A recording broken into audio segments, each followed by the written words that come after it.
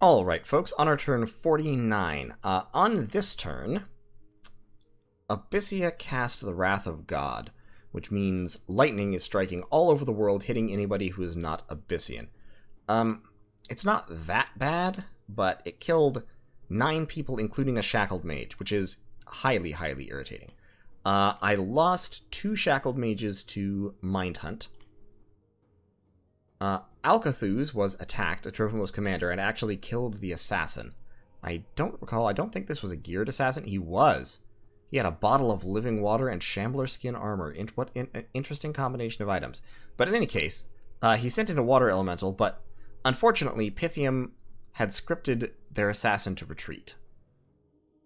Which doesn't work. If you retreat from an assassination, you die. And so he retreated, and he just died. Unfortunately, I didn't get the bottle of living water, but I got to kill an assassin and destroy a bottle of living water for no casualties, so that's cool. Gnome Peaks, Angel took it. Anserna, we took it back. Caverns of Neck, we took it back. They had already moved out. Saren Forest, we took back. Ablak, this is where the army of Pythium moved. They wiped out my province defense. If we look at the battle, we can confirm, once again, they don't have gems.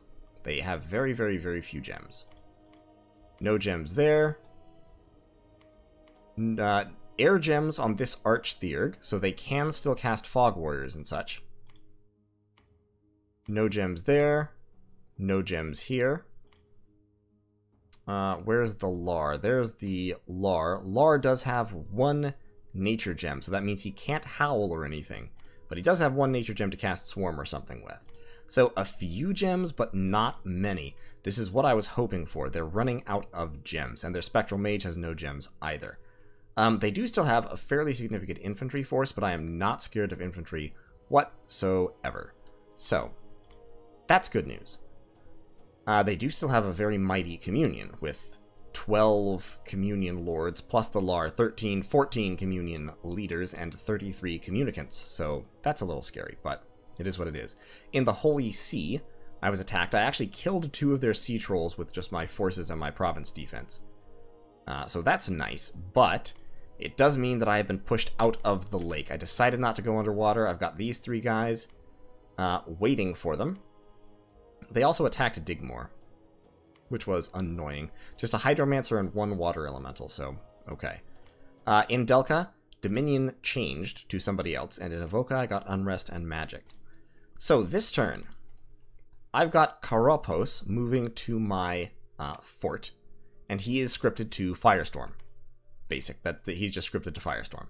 All these guys are standing around. Electos is twice borning himself. I am moving this communion into Delca.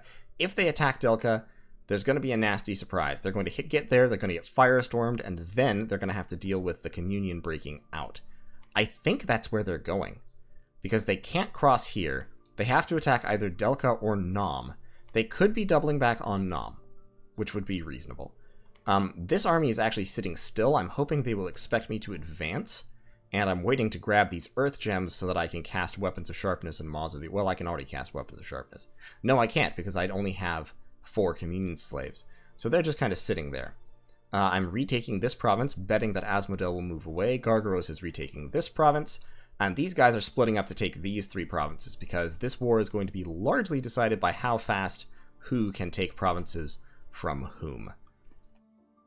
So, that's all going on. And that's about all I'm doing this turn. Tianxi continues to push with their Living Mercuries. Agartha is now attacking Vanheim, and Vanheim has also informed me of the end of our non-aggression pact, so I think he basically wants to die. It's a little unfortunate because I don't have much attention to spare for him, and if he invades me, I might be in trouble. Because he has significant forces that he's built up, and it's basically only 1 big army's worth, but I'm not sure I can handle 1 big army, 1 additional big army right now, dealing with this mess still. I think they're either attacking me or they're doubling back. I'm gambling on them attacking me because he's been quite aggressive so far. If they double back, I'll miss my chance to Firestorm him, but what are you gonna do? And this army I'm also a little bit afraid of, but I'm just waiting for it. This army I think can do some business if it's allowed to rampage. It'll probably be intercepted and destroyed pretty soon, but it'll buy me time, and it will draw Pythium's attention away from me. These guys are all moving down here. They are scripted to Gifts from Heaven, which is dangerous, but I feel like it'll work. And plus, Gifts of Heaven is cool, and I like it, and I haven't really gotten a chance to use it much, so sue me. I'm gonna use it. Zwago is also moving over there with them. And that is the turn. Pythium is definitely under siege. Abyssia is advancing, is advancing, Tianxi is advancing. Their territory is shrinking by the day. They're not going to win this war. The question is just how much damage can they inflict on me before they go down. But in any case, that was turn 49, and I'll see you all in turn 50. Alright, folks, it is honor turn 50. Abyssia has claimed another throne, which is bad. Lots and lots of Mind Hunt hitting my army in Pythium's territory. My oppressor resisted. My other oppressor was killed, and 2 shackled mages were killed, as well as a scout. So it is working. It's costing them a lot of gems, but it's working. Hilariously, they sent another assassin to try and kill this Trophimos commander, and the assassin just got brutally axed down by 3 random Heelot warriors who happened to be there. This poor, elite, well-trained assassin just charging in, trying to get to him, and... Nope. Axe in the head. Nope, axe in the body. Just a lot of damage. Yeah, so, that was sad for him. So sorry. Battles. I retook Copper Woods. He took Abi. And my units retreated because they didn't have a commander. Well, because the Trophimos commander ran away. In Digmore, my Adepts of the Iron Order were beaten because the whole Communion moved up into Digmore, which I had not anticipated. It was a cool-looking battle, but a hugely inefficient one because, of course, I lost 4 Adepts of the Iron Order. And as you can see, they sent in some elementals and such. And we call in the Gifts from Heaven. The Gifts from Heaven start pounding the trolls. They did kill a couple of the trolls and the troll guards, but then various air magics got me. These air gems that they had, they used up several of them, hitting me, and they did so very effectively. They've also got this Hydromancer, of course, Gibber. This is actually a mercenary, I believe. But in any case, so they killed all of my Adepts of the Iron Order. Casualties on their side, very light. 2 sea trolls, 2 of their troll guards. Unfortunately, more lightning, killed another shackled mage. Don't really care about that too much. This stack moved to Nom, which I had worried they might do, and they've placed Nom under siege. I'm also under siege in Shepherd's Haven. My 1 shackled mage did die, and it looks like he didn't spark gem use, so Pythium may have had these guys on conservative gem use, which would have been clever. I retook Shade Forest. This Angel of Fury took Tricia. I retook Gnome Peaks, and Timiglia, and Spring Spires. Random events, lost some Dominion there, lost some population there, gained some defense in Gnome Peaks, and then in Avoca, my province was taken over by barbarians. So this was the main problem here. My forts are now under siege. This one can hold on for a couple more turns. This one is actually going to be breached next turn. So my big army here, including this big old Doom Communion, is moving here, along with 2 Tyrants, including Astarius, who randomed Death 2, and so he is set up to Temper Flesh, Phoenix Pyre, Soul Vortex. He's basically immune to lightning, he regenerates, he's resistant to fire and poison. Basically, so long as he gets off those 3 spells, I think he's going to be extremely difficult to stop, particularly because the Soul Vortex is going to start hitting these Gigante warriors. It will send them berserk, but it will also start reducing his encumbrance right off the bat. Amphimakos is also moving with the army, carrying a whole bunch of death gems in order to throw Shadow Blasts. And Electos is here as well. I have this assassin that I have not geared yet. I'm forging a whole bunch more equipment. Armor of Knights for protection, Firebrand, I'm forging a Vine Shield, using up a lot of gems forging equipment. No movement from Vanheim yet. No movement from me towards Vanheim yet, because I'm a little bit busy, as you might say. I'm just retaking provinces that have been raided. I'm moving this whole army, complete with Communion, over into retake Digmore, which I think they can do. Even without gems, I think with the magic they have and the troops at their disposal, I think they can take Digmore back. These armies are moving, shifting around just to avoid being easy targets. We are going to try and retake Shepherd's Haven, but it's going to take just a little bit. So we're just kind of waiting here for now. This army is trying to move to besiege Gold Crags to force a reaction. Probably going to lose these mages this turn, I anticipate. The Mind Hunts are just relentless, and Magic Resistance 12 is not really enough to stop them reliably. But if this army gets there, it'll do some work. I may well lose Nam. In fact, I probably am going to lose Nam because they're going to breach the fort. They're going to get into Nam, and then they're going to assault the fort and take it over on the turn that I move into the province. So what's going to happen is they're going to take the fort, and then they're going to be besieged. Whatever they leave to take the fort will end up besieged, while whatever they move out, of course, will not. Ideally, I'll be able to force them into another huge stack versus stack battle. That would be nice. I don't have all the gems that I probably would need for it, but I have quite a few gems committed here. I'll be able to cast Fog Warriors this time, just like they can. I'll be able to cast a lot of... I'll be able to summon a lot of fire elementals. I'll be able to cast Howl. I'll be able to cast air elementals. I've got some tricks I can pull, and I think it will work out pretty well for me, especially if I also have Gargaros.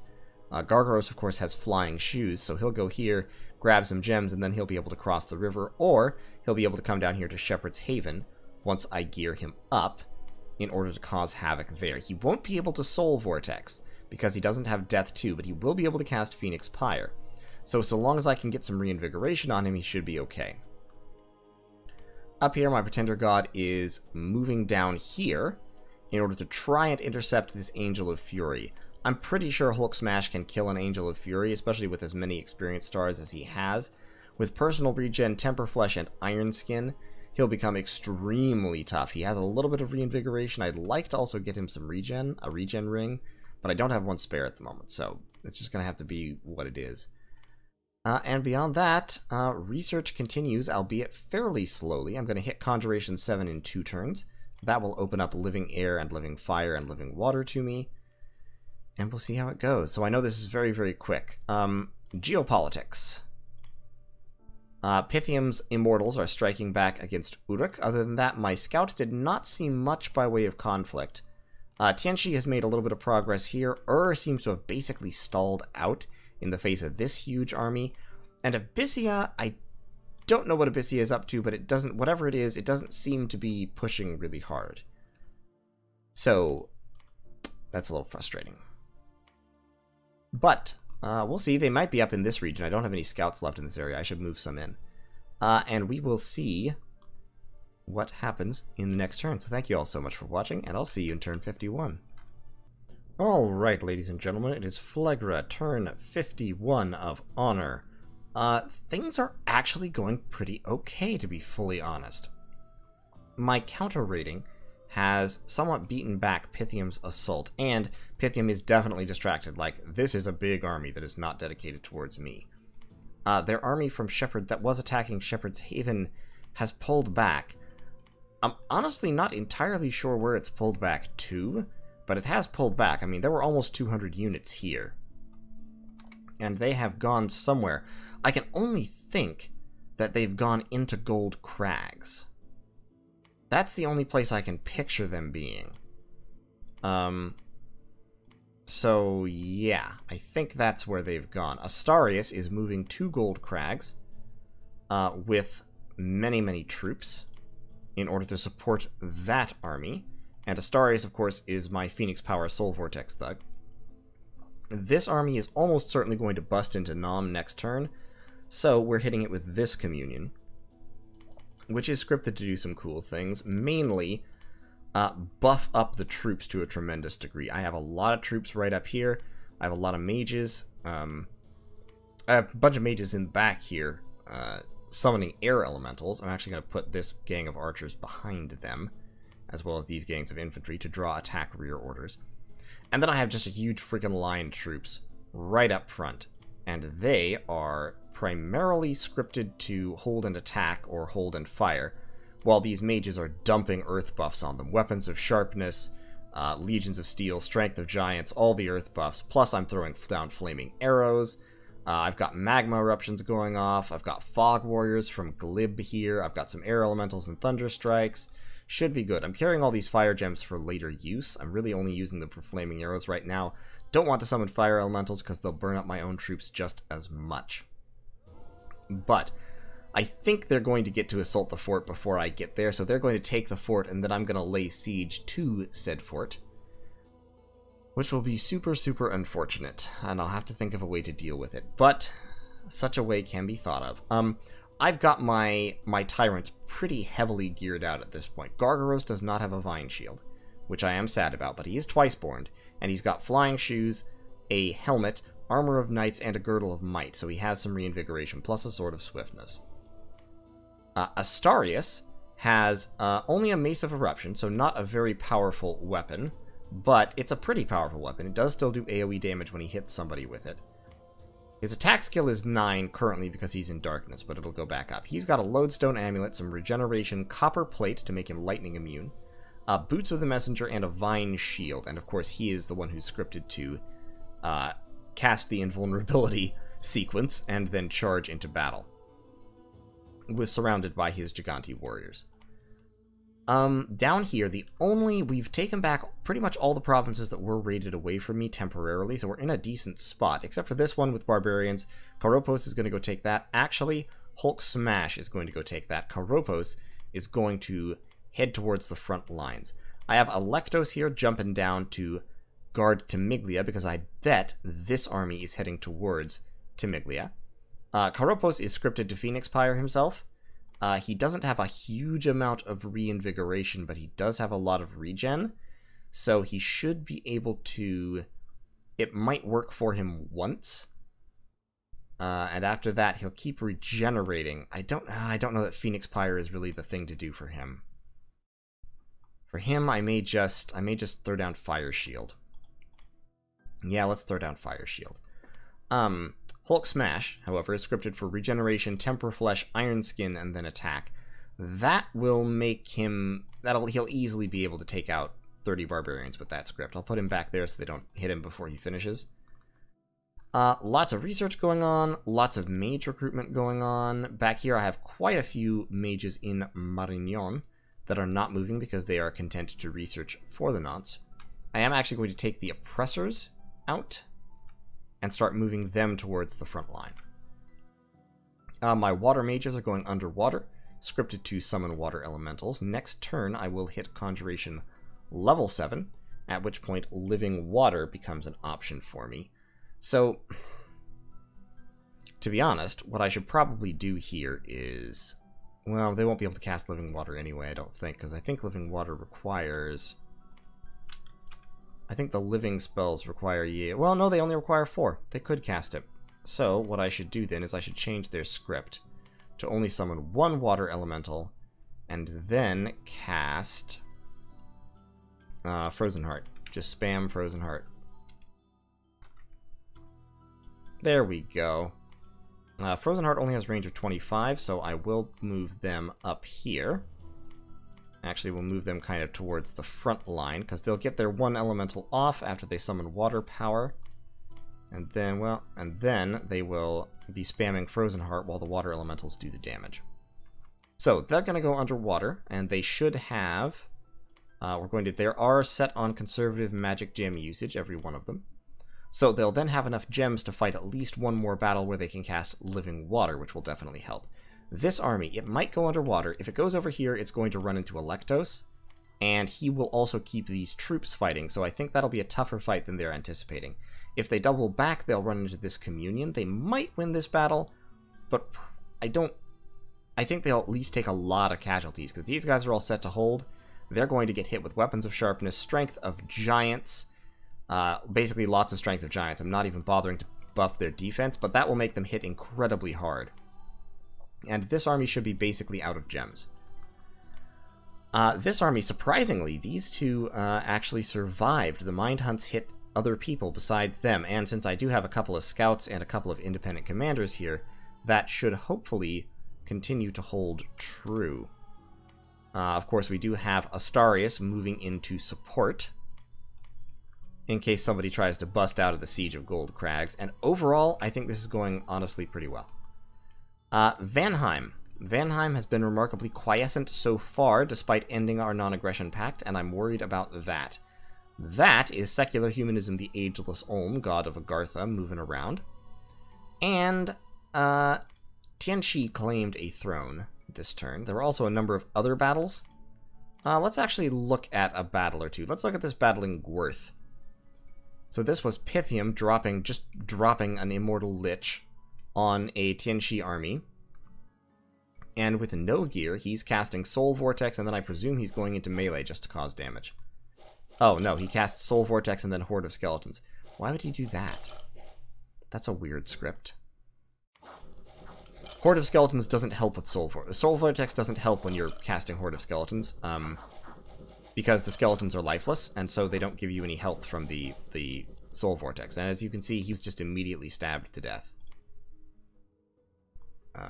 Yeah.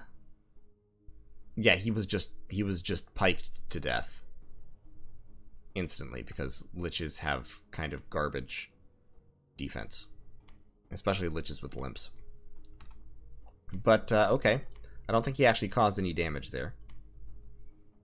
He killed 3 footmen. In the Copper Canyons, this giant army of Pythiums bounced province defense from Uruk very efficiently, but I don't think they really did much of anything. This is just a huge spammy line of infantry, and it looks like probably gem use is off. Probably they're not spending any gems here. Yeah, they're communioning up. The angel is buffing. Oh, well, maybe not. No, they're not. Somebody cast Phoenix Pyre. Who cast Phoenix Pyre? Did you cast Phoenix Pyre? No, not you. Muriel the Archangel cast Phoenix Pyre. Okay, that's fair. That's a good idea for an Archangel to do. This Archangel is horror marked, interestingly. He also has Reinvigoration 2 from the Blessing, but that wouldn't be enough to make Phoenix Pyre keep him alive for long, maybe once or twice. But just the Thunderstrike spam wiped out the province defense here. I had my Dominion change in Marignan, which was sad. I also had a couple of other negative events, but we're going to keep going. And one of my shamans died of a disease. So sad. I'm forging another Ring of Regeneration. Overall, like I said, feeling cautiously optimistic about this. I'm just wearing him short of resources. Also, I stole this province that has freaking like 8 gems per turn. 1, 2, 3, 4, 5, 6. I think it's only 7. Still, 7 gems per turn. That's a fantastic province. That's an amazing province. I love that province. I definitely want to keep it. That's where Israfel the Archangel went, who was here last turn. So I don't know where he's going next turn, but probably nowhere good. Probably nowhere that I like. I still have decent scout coverage in Pythium. He's got a lot of angels floating around, but as long as we keep hurting him, that will stop. Abyssia is definitely worrying. I can't really do anything about them while I'm fighting Pythium. I couldn't do anything about them anyway, because I don't have any borders with them except right here. But, you know, it is a little bit worrying. We'll see what happens. So Helmshire was one of the places my scout was killed. And he was killed by a reasonable patrol, but nothing too terribly excessive. I was killed by province defense in Kishia, which is right here. But overall, I'm getting a little bit more vision of the interior of the Empire here. Let's check that place out as well. Can't really land on forts too long because he's patrolling so heavily. Yeah. Pythium, I think, is going to be worn down here. He is pushing back. You can see he's retaken some provinces there. I worry that Tianxi is not committing. And I definitely worry that Abyssia is not committing, because it looks like he's besieging that fort, so he's making progress there. But he needs to be pushing pretty freaking hard to deal with this whole situation, where Pythium is actually pushing back against Uruk. And Uruk needs to be sending in their stack to try and fight, but if they send in their stack, it will get wiped out. Uruk is, of course, a new player, which is fine. There's nothing wrong with that. It does mean he's probably going to lose big stack versus stack battles against Pythium. Of course, to be fair, I am also losing big stack versus stack battles against Pythium so far, so I am not one to judge.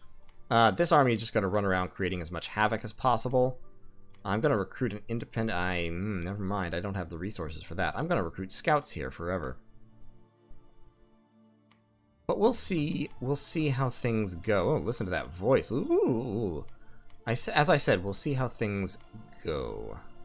I'm not even bothering to script people here. They're just going to die. I am going to take this skull staff away from Eriadu so that I don't lose it.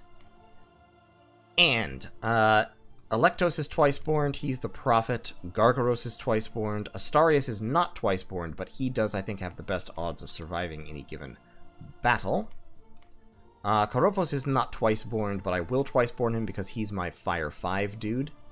I just want him to be kind of contributing to locking this army down. Because I think if he goes in, I think he'll be able to stop him. With his regeneration and his generally high defenses and reinvigoration and all that, I think he'll be able to fight through this mess. Thunderstrikes could kill him. Thunderstrikes could definitely kill him, but... we'll see how that goes. I'd like to get him a regen ring. Oh, he already has a regen ring. Actually, with the regen ring, he'll probably be fine, to be honest. Only Thunderstrikes will really hurt or kill him, and then they'll only do a lot of damage if they score a direct hit. And he doesn't have that many casters in this army, and also not many gems for summoning elementals or anything. So, that is going to be turn 51, and I will see you in turn 52. Yeah, basically both of these stacks are scripted primarily to buff and summon a few elementals. This one is entirely buffs because they don't have any gems. This one is buffs mixed with elementals, Howl, and Shadow Blasts from Amphimachos. So I think we should be doing well. Unless, of course, he just breaks into the fort and sits there flipping me off and stacking more gems on that army, in which case I will have to think of another plan. But I'll see you next time.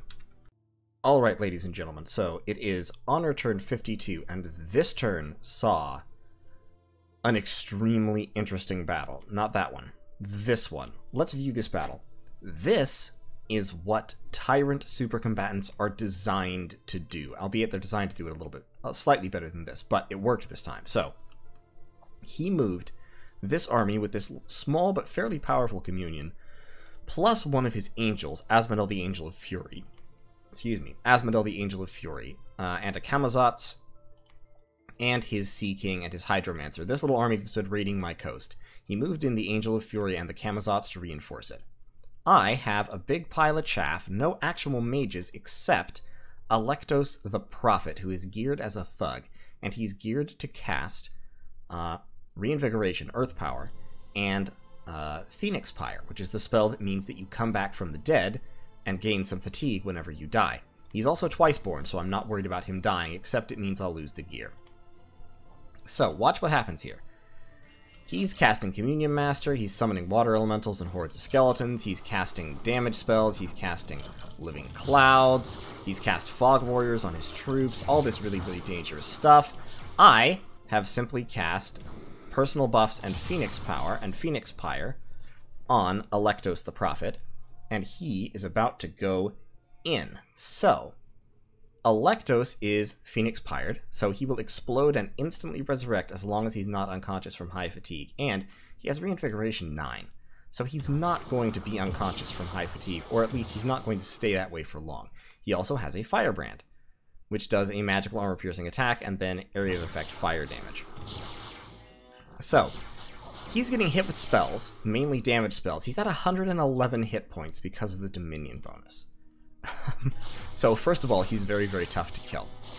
Here he gets paralyzed. They're casting Mind Burn, they're casting Soul Slay, they're casting all kinds of spells. They paralyzed him for a long, long time. So he can't move and he can't attack. He's just going to get wailed on. But he's got Temper Flesh, so he's resistant to damage. He has Protection 30, all told. And, of course, he has 100 hit points, so it takes a long time to kill him. You may notice his fatigue is at 0. This is because reinvigoration does not stop when you're paralyzed. So here he is, totally surrounded.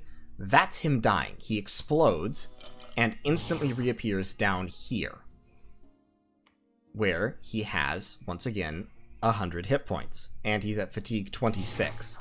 And in the time it takes them to kill him again, he reinvigorates some. Now he's at fatigue 38. So you can see the issue here. They can't kill him. As they attack him, he has a Vine Shield. So anyone who attacks him gets locked down by the Vine Shield. And so every time they kill him, they rush over, they kill him again because he has no defense skill at the moment. And when he dies, which takes a while, as he's worn down, his fatigue drops nearly to 0 again. Finally, he dies. Well, almost. There he goes. Now he's about to die. And when he dies, he explodes, wipes out a bunch of units, and teleports somewhere else. And this just keeps happening. He's out of range of the mages at this point, except for Mind Burn, so they're casting not much. Also, he has Magic Resistance 20, so he's not an easy target. And especially surrounded by wolves like this, he's just not really taking damage because they can't cut through his 30 protection. So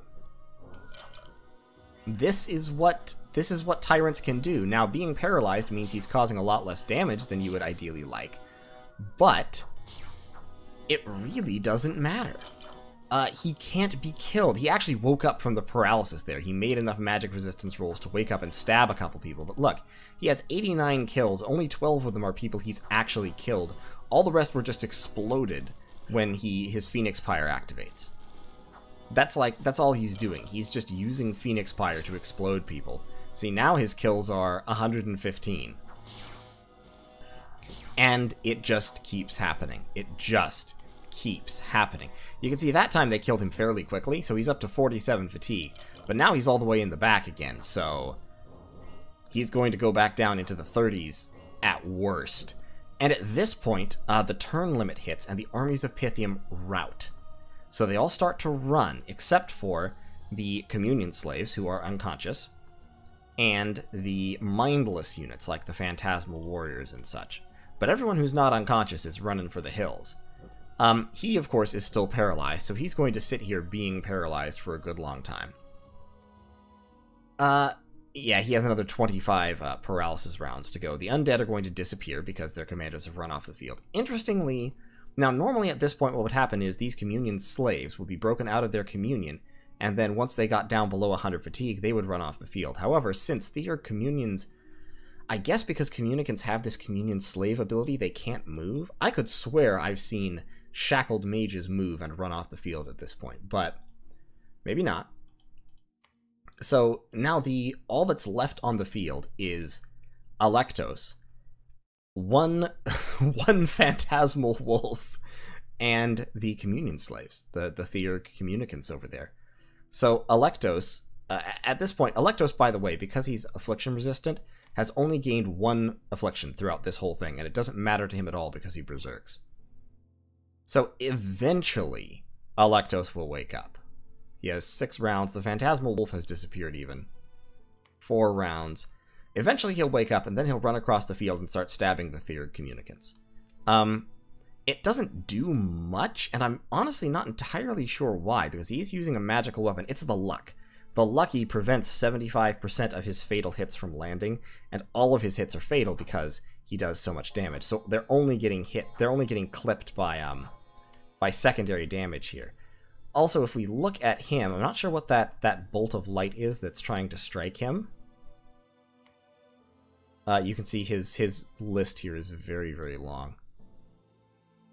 Yeah, so Twist Fate is negating the damage. And then he's resisting the effect of something.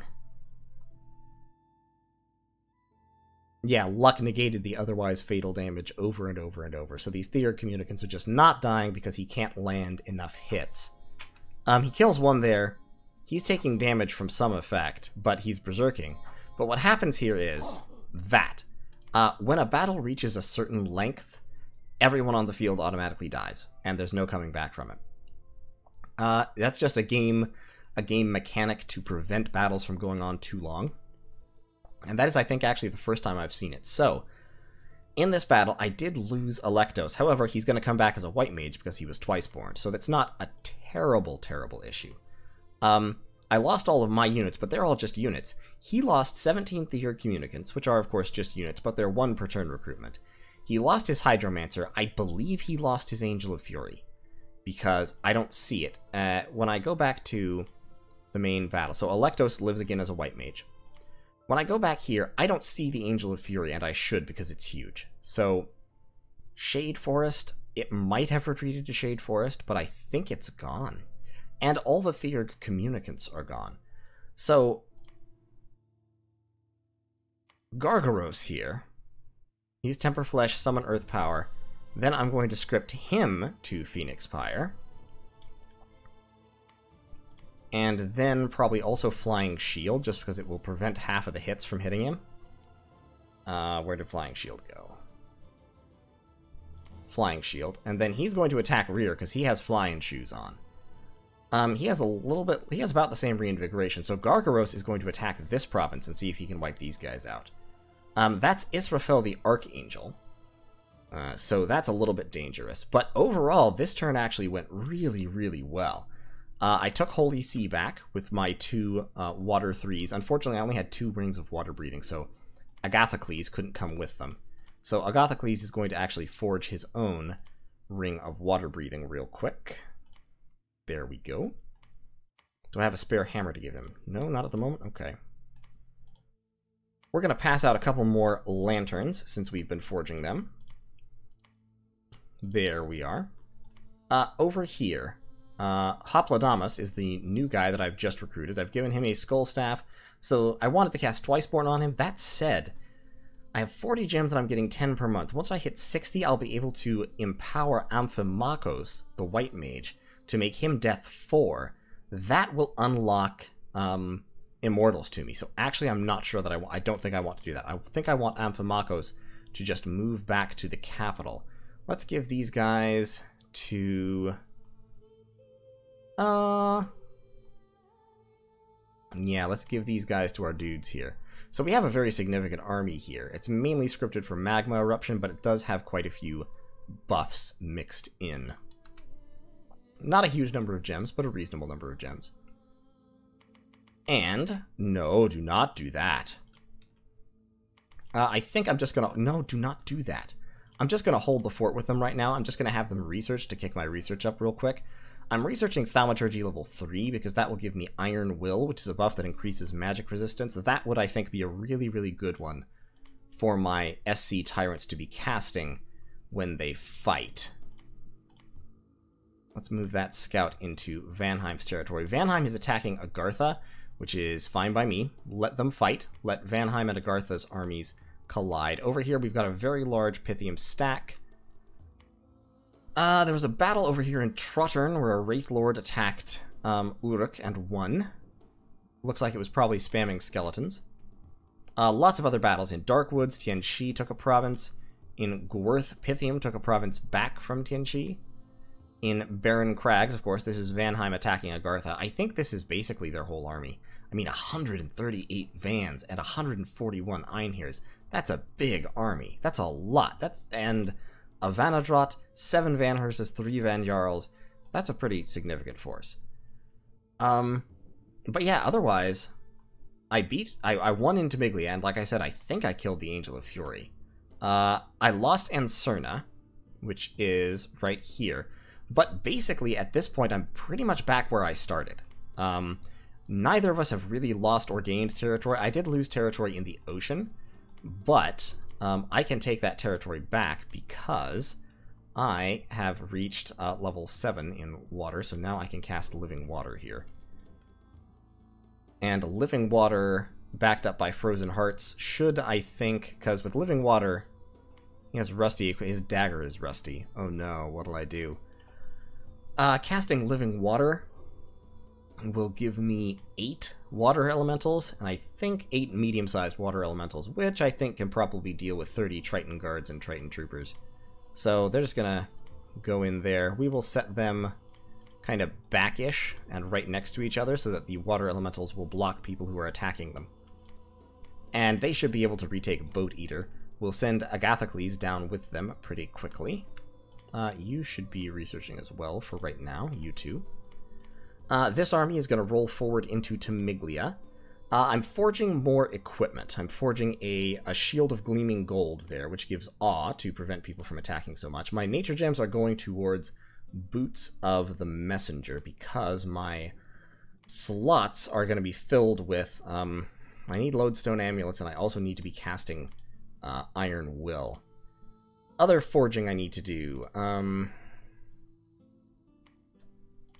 Yeah, I really don't have room for anything else in miscellaneous slots. I definitely need helmets. I would kind of like to have iron faces. I also need armor. Armor of Knights is, as I said, the basic, most efficient option. If I'm worried about shock damage, elemental armor is the way to go. Fire, shock, and cold resist.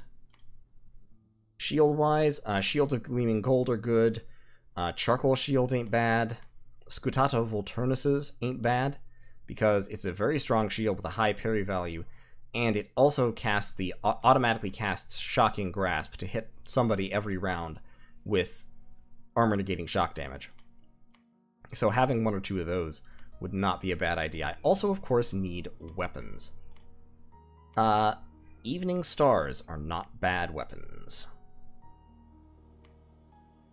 Neither, of course, are Firebrands. I think I'll probably go Firebrand. I can spare the Earth Gems better. Other option, instead of taking shields, would be to get a Wraith Sword for life drain. But honestly, I feel like I have enough. I mean, with the Phoenix Pyre, I don't really... And a Ring of Regeneration, which is what I'm giving these guys. I feel like that's probably enough. So we're going to do quite a bit of forging here. I'm using a hammer over here to forge Boots of the Messenger. Where's my other hammer? I had another one. Could have sworn. Any of you fellas seen a hammer? Anyway, well, Gargaros here has a Sword of Swiftness and a full set of gear, albeit with kind of a crappy shield. Do I have a better shield? I do not. Okay, that's fine. And a little bit of reinvigoration, so he's gonna go pull the same trick on these guys, who shouldn't really have a way to stop it.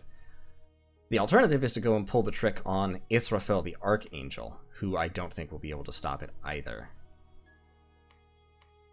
Yeah, let's take this province back, actually. Or... they're probably going to try and retreat. So what if I go take that province? And... we do need to be recruiting here. We need to be recruiting Trophimos Oppressors, and also Helat Warriors. I have a ton of gold. Like, a lot of gold. With my forts besieged like they have been, I haven't been able to recruit, and so my gold has just been piling up like mad. It's legitimately difficult to do enough to use up your cash sometimes if your forts get besieged like that. Lantern shields could also be nice, but I'm not gonna forge them just yet. Marble armor or armor of knights. Armor of knights I think overall is better. I don't have enough magic gems to forge it because I only have 4 earth gems left. So I'm forging a couple of shields. I'm forging 1 weapon. Let's do some alchemy. Let's get 1 more earth gem so that I can also forge an armor of knights, because my magic item treasury is pretty skint right now. Now, Electos was not... probably at least part of why Electos was not stolen through use of, like, Enslaved Mind was that he's the prophet, and so he's immune to those effects. He's immune to charming or enslaving. I think, so long as I give them lots of magic resistance boosts, my Tyrants will be relatively resilient, because I can get them up to magic resistance 23 pretty easily, just with self-buffs.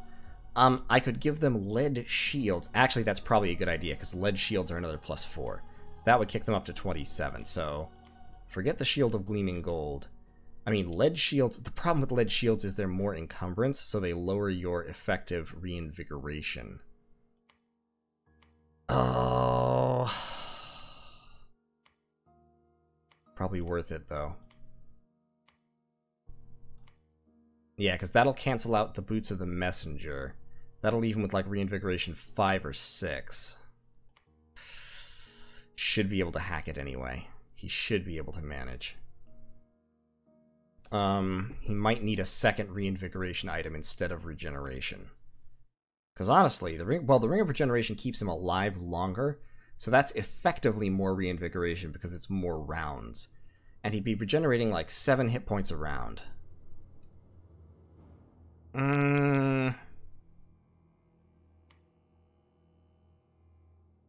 Boots. Lead shield, firebrand.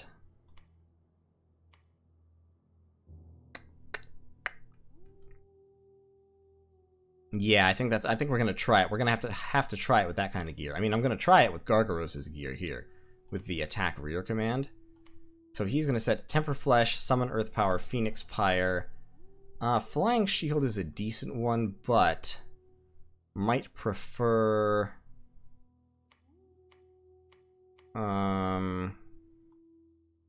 He's already got Temper Flesh going.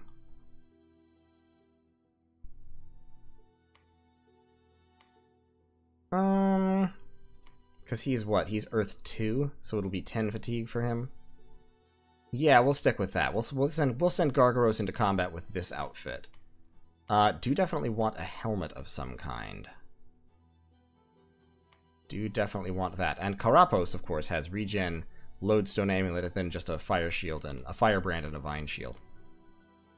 So you can go all the way over to Siren Forest. Okay, yes, do that and move and patrol so they can't take the fortress. Because you should be able to pull the same shenanigans. So long as they're not expecting it, Gargaros can also do some pretty decent damage. No, that's Gargaros. Karopos. Temper Flesh, Summon Earth Power, not Fire Shield. You, my boy, need Phoenix Pyre. And then attack flyers. Great. So Gargaros will take that province to cut off the retreat of these Theurgs. Karapos will defend the fortress to prevent them from going that way. This army will hold Temiglia to prevent them from advancing again at me. And these guys will push forward this way. So overall, I think things are going to go pretty well. Now, this army is at serious risk just because they don't have the forces to hold if somebody comes after them. So we are going to pull an evacuation, I think, because I don't think Gold Crags... Oh, actually, Gold Crags is breached. Oh, well... Storm the castle. Astarius is not only Phoenix Pyring, he's also Soul Vortexing. So that should go pretty well. You're spamming Marble Warriors. It only says you can cast it once. That's because Earth Power will cost you a gem, because you only have one slave. That's right. They have continued to spam mental attacks on me, and they killed off like a bunch of my commanders. Every single one of these succeeded this turn, and they killed off a bunch of mages here, so now I can only Marble Warriors once. But we're going to storm the castle. I think Astarius can carry the day pretty much by himself. Like, actually, I might send in Astarius by himself just to prevent HP routing before he goes berserk. Astarius and his 5 Giganti warriors. That's actually not a bad idea. Because, like, these guys are 900 HP. And Astarius is 68, each of these is 62. Yeah. I'm thinking that's actually the way to go.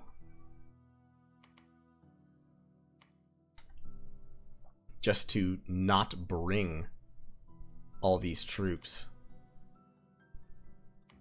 I'm thinking Astarius should probably go in and take it out by himself. I don't know exactly what's inside is the thing.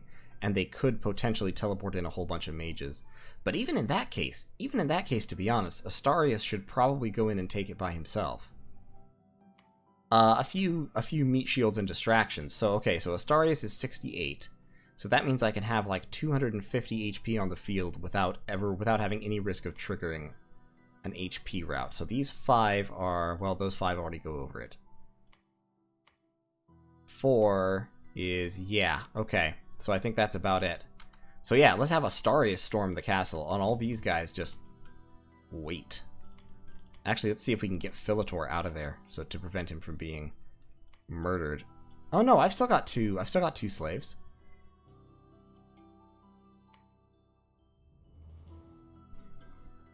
See, I'm worried that if I go in with everyone, I'll trigger an HP route. He'll, like, hit me with some kind of massive early damage, and I'll trigger an HP route before Astarius goes crazy. Because going crazy is the way Astarius keeps himself on the field.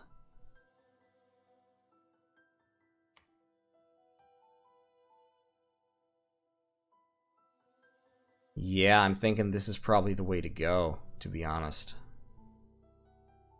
Just Astarius and his posse. And then these guys... Yeah, you all just siege. You'll storm the castle. If he successfully storms the castle, they'll all be inside the fort if this army moves in on them. This is a lot of Theurg communicants, a whole lot of infantry, crossbowmen, and Hastatus.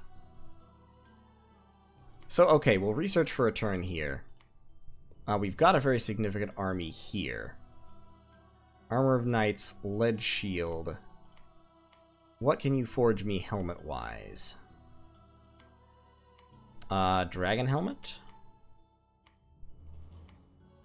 Crown of Lead would be the best option, probably. It doesn't add a whole lot of protection, but I do already have natural protection that I will be boosting, so it'll add up to 18 head prot, which isn't bad.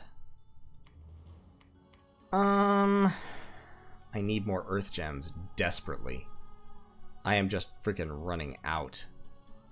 And alchemizing gems is like... Ugh. Patrol, please. Alchemizing gems is kind of fraught. But I really would like a Crown of Lead to boost my magic resistance up even higher. Crown of Lead and a Lead Shield would push him up to 23, then when he casts Temper Will, he'd be up to 27. That would be ideal. Continuing to use Electos for this work would work out okay, because he is the Prophet and so he's immune to being enslaved, and he has this chill aura, so he will fatigue people and freeze people around him. That said, the issue is, I mean, his defense skill is really high, as is his attack skill, but his hit points are now very low, relatively speaking, so he wouldn't last as long, he wouldn't live as long doing this as he did when he was a tyrant, and that makes it more difficult. Amphimakos I definitely have to keep alive, because I have to...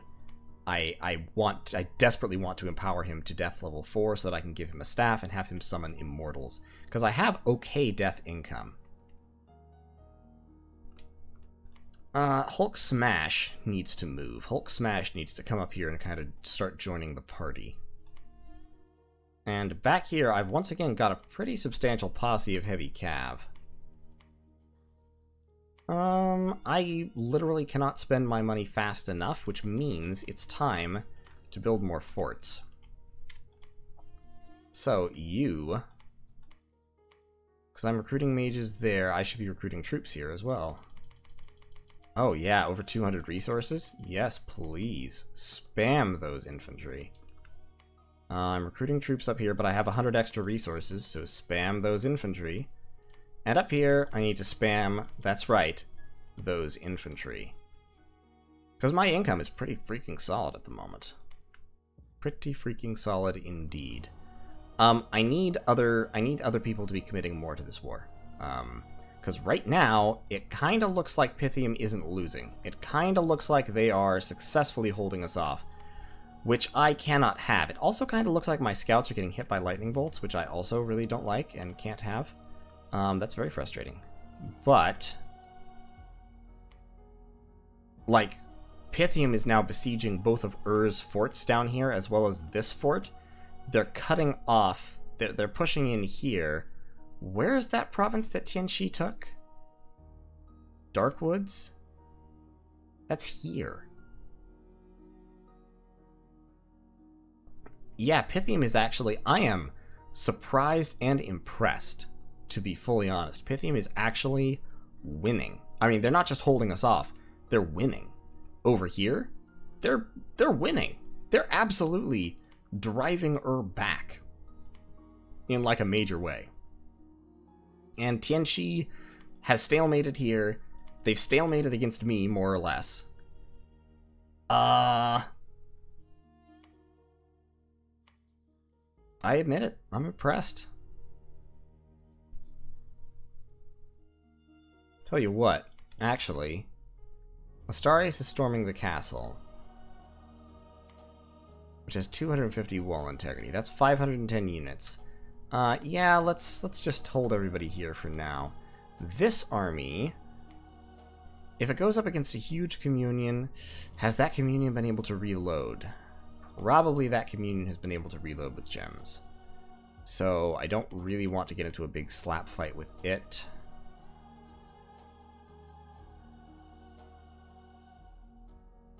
Risky. A big slap fight would be risky. I'm thinking about it though. I'm gonna make some more moves. I'm gonna kind of.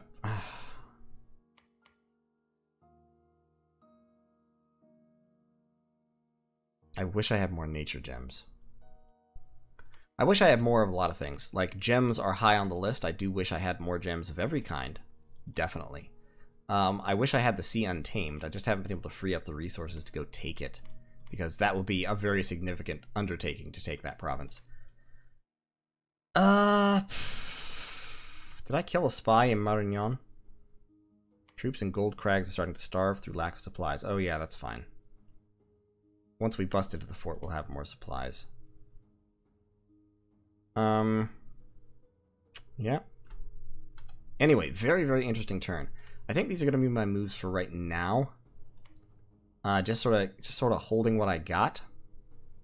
I may enter negotiations with Pythium to let them focus on other things. I'm going to see what I can do, especially because Vanheim has now ended the non-aggression pact, so I can go in after him within a turn or two here. So we'll see. Right now, honors are about even. I'm going to try to see if I can negotiate to keep Gold Crags, assuming that I take it. And, yeah, we'll see what's what. But that's basically going to be my turn. I'll make a few more adjustments, but we'll talk about those in the next video. In any case, thanks for watching. That was a fascinating battle. That definitely proved the validity of the concept now that I have all the research to make it work. I have to make sure to stack enough magic resistance on them to make them resilient against the obvious counters, which include Enslaved Mind. But yeah, very, very interesting. Thanks for watching, and I'll see you in turn 53.